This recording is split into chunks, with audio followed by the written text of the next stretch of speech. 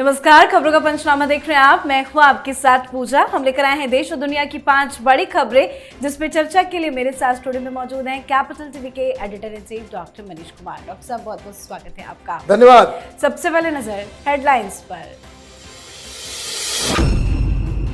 PM Modi 3 दिन की यात्रा पर पहुंचे गुजरात। जामनगर में वनतारा पशु संरक्षण केंद्र का किया दौरा। सोमनाथ मंदिर में विधि विधान से शिव की आराधना।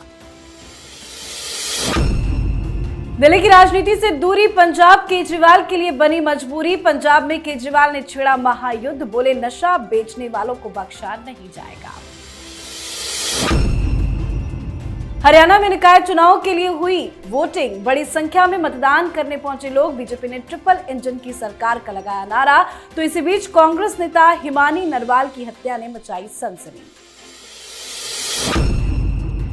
नई दिल्ली रेलवे स्टेशन पहुंचे राहुल गांधी। 40 मिनट तक कूलियों से की मुलाकात। महाकुंभ के दौरान स्टेशन पर हुई भगदड़ को लेकर की चर्चा। ट्रंप जेलेंस्की के बीच तीखी बहस का मुद्दा गर्म। नाटो प्रमुख ने जेलेंस्की को दी सलाह, कहा रिश्ते ठीक करने का रास्ता तलाशे जेलेंस्की। तो नोकझोंक से रूस काफी गदगद।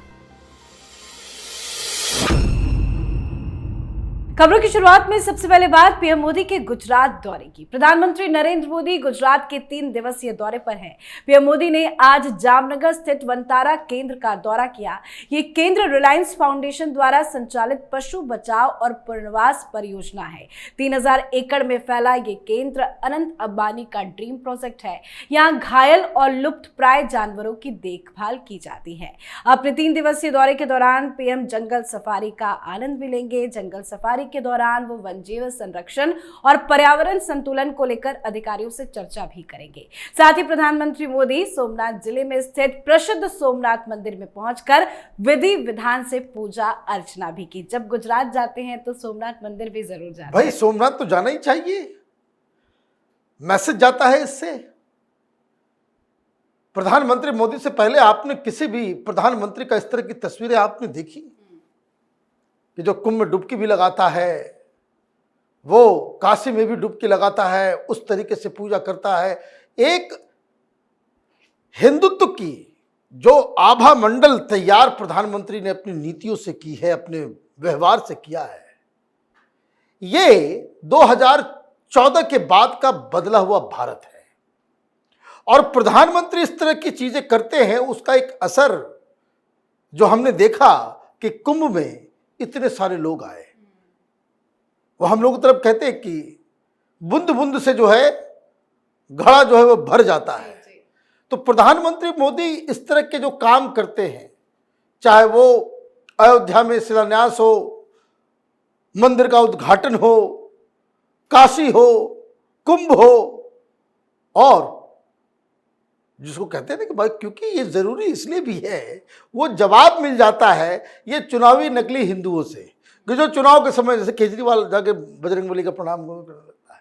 तो ये सारी चीजें जो है मुझे लगता है कि प्रधानमंत्री मोदी बार बार जो हिंदुत्व की जो आइडेंटिटी पॉलिटिक्स है उसको इसी तरीके के कार्यक्रम से उसको मजबूती देने का काम करते हैं। रही बात पशु संरक्षण को लेकर के और जो जिस तरह का उनका यात्रा लगा है, तो ये सारी चीजें एक मैसेज प्रधानमंत्री देना चाहते हैं। किस तरीके से उन्होंने चीता साउथ अफ्रीका से हिंदुस्तान वो लाए, तो मुझे लग रहा है कि प्रधानमंत्री थोड़ा रिलैक्स मूड में है।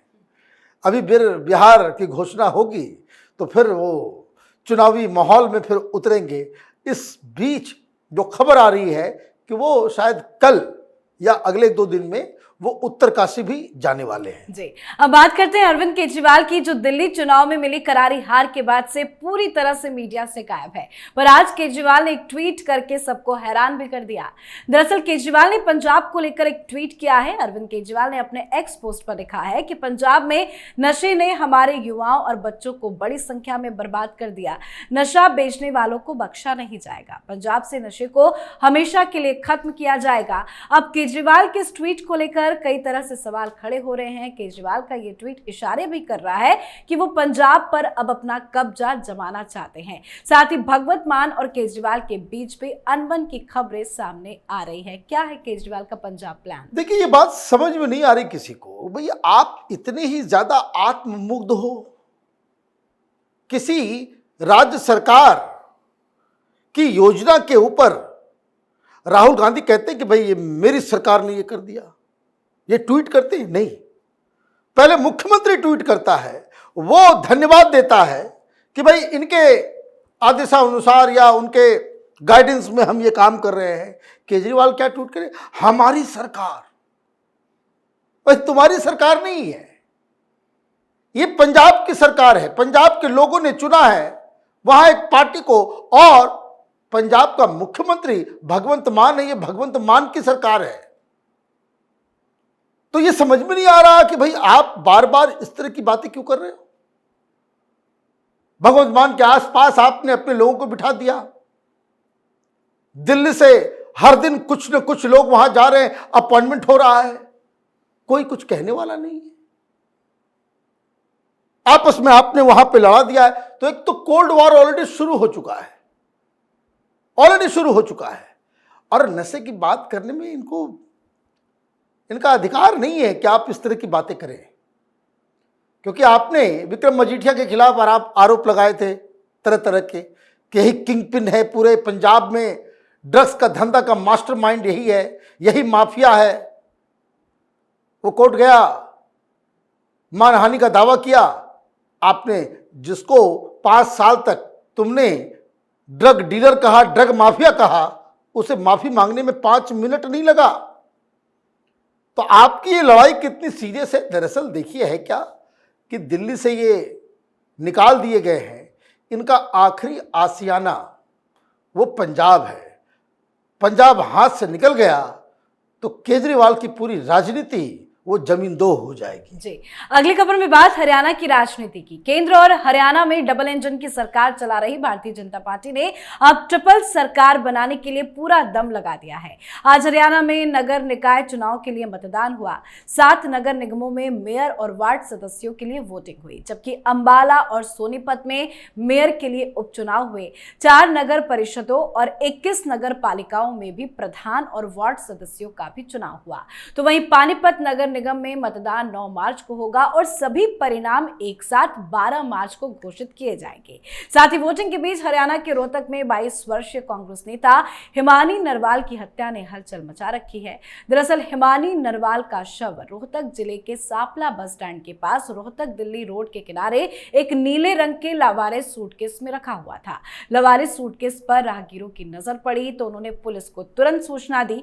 सूचना पर पुलिस ने जब सूटकेस खोला तो उसमें लाश देखकर सभी के होश उड़ गए। सूटकेस में हिमानी नरवाल की लाश थी। क्या कहती है कहानी, किसने हत्या की होगी? देखिए, उनकी मां का ये कहना है कि चुनाव और पार्टी की वजह से हत्या हुई है।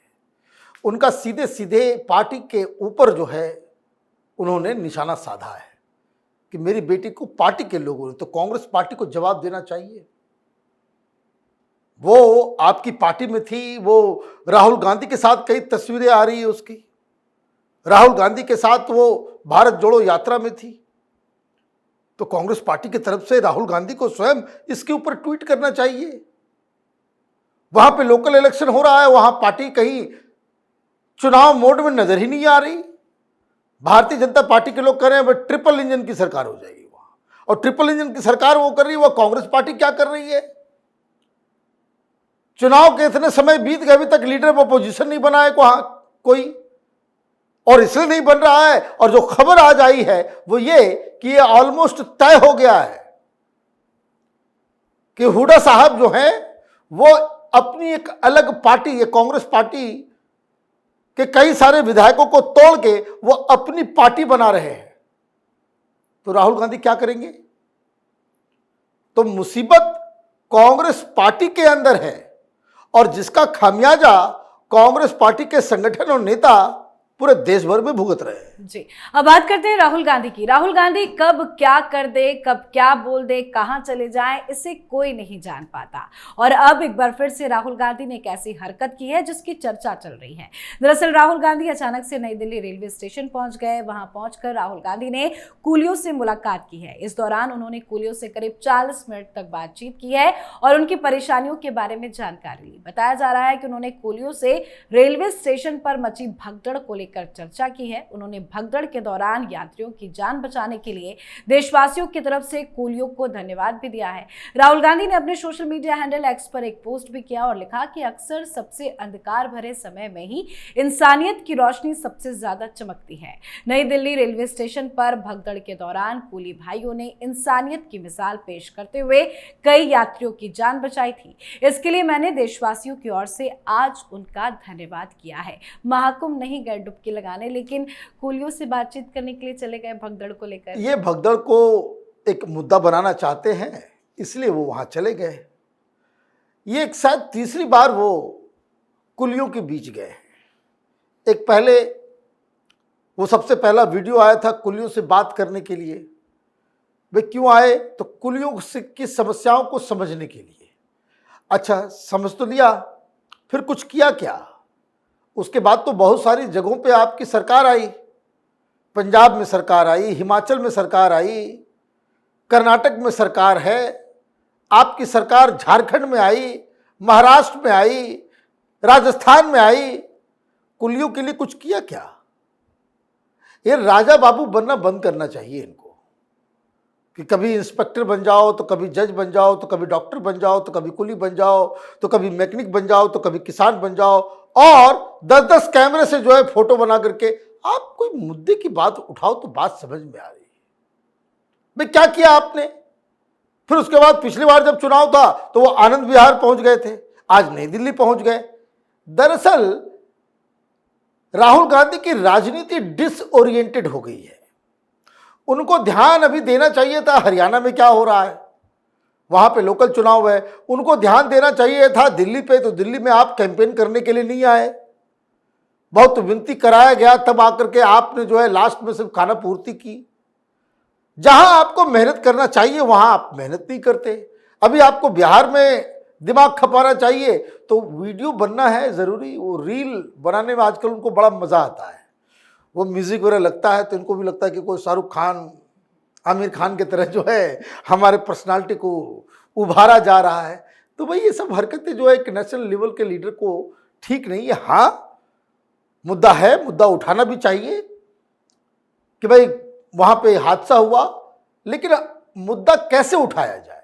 वीडियो बना करके, या आपके वाणी में इतनी प्रखरता होनी चाहिए कि आप बोले तो पार्लियामेंट हिल जाए। नेता प्रतिपक्ष का तो काम ही होता है, पार्लियामेंट में आपको उठाना चाहिए। तो अभी पार्लियामेंट का भी सेशन तो अभी बस कुछ दिन बाद शुरू होगा, बजट का सेकंड सेशन। आप जो है मिस फायर करने के लिए वहां चले गए।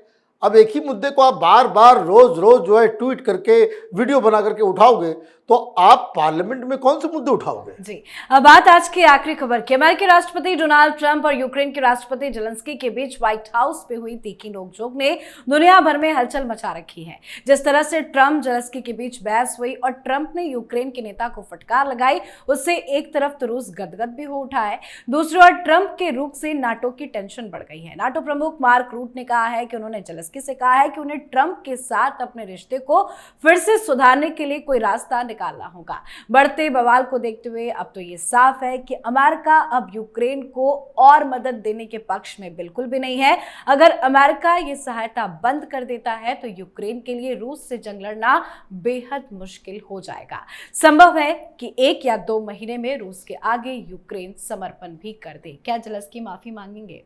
देखिए, जेलेंस्की तो बार बार माफ़ी मांग भी रहे हैं ट्रंप से कि गलती हो गई, आई एम सॉरी, हम अमेरिका की जनता के बड़े, लेकिन आपने लक्ष्मण रेखा क्रॉस कर दिया और आपकी स्थिति ऐसी हो गई है कि हम तो डूबेंगे, सबको लेके डूबेंगे। अब अमेरिका की तरफ से ये विचार आ रहा है कि नाटो से हम बाहर आ जाएंगे। नाटो से अमेरिका बाहर आ जाएगा, नाटो में बचेगा क्या? अभी कुछ दिन पहले ब्रिटेन के प्राइम मिनिस्टर से मुलाकात हुई, मीडिया के सामने उन्होंने कह दिया वो बड़ी बड़ी बातें तो वो करते नहीं है। उन्होंने साफ साफ कहा कि क्या आप अकेले, इंग्लैंड वाले से कहा प्राइम मिनिस्टर से मीडिया के सामने कि क्या आप अकेले रूस से लड़ सकते हो?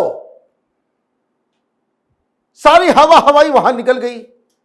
तो आपको जिसने मदद की, आप ये चाह रहे हो कि भाई सीज फायर हो और हमारी शर्तों पे हो। भाई losers can not be choosers. आप हारे हुए, नुकसान आपका हुआ है, शांति आपको चाहिए, लोगों की जान बचानी है आपको, आप युद्ध हार रहे हो और आप ये चाह रहे हो कि जीता हुआ व्यक्ति वो सीज फायर करे, कॉम्प्रोमाइज कर ले, युद्ध बंद कर दे आपके टर्म्स एंड कंडीशन पे। ये उल्टी बात।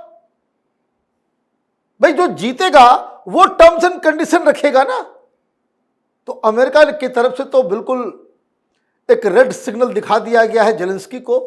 वो भले ही ईयू के लीडर से इंग्लैंड में जाकर के मिल रहे हैं, बातचीत कर रहे हैं, वो अलग अलग जगह जाएंगे, लेकिन रूस के खिलाफ अगर कोई यूक्रेन को बचा सकता है या बचा सकता था, वो यूएसए है।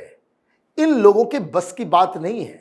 तो ये उम्मीद करनी चाहिए कि पुतिन के ही टर्म्स एंड कंडीशन पे ये युद्ध खत्म होगा और जेलेंस्की को अब त्याग पत्र देना होगा, उनको राष्ट्रपति पद से छोड़ना होगा और उनको यूक्रेन से बाहर जाना होगा। बिल्कुल सर, बहुत बहुत धन्यवाद सर बातचीत के लिए। धन्यवाद। खबरों का पंचनामा में आज के लिए फिलहाल इतना ही। देश विदेश की बाकी खबरों और उनके सटीक एनालिसिस के लिए देखते रहिए कैपिटल टीवी। हमें लाइक कीजिए, शेयर कीजिए और कैपिटल टीवी को सब्सक्राइब कीजिए। नमस्कार।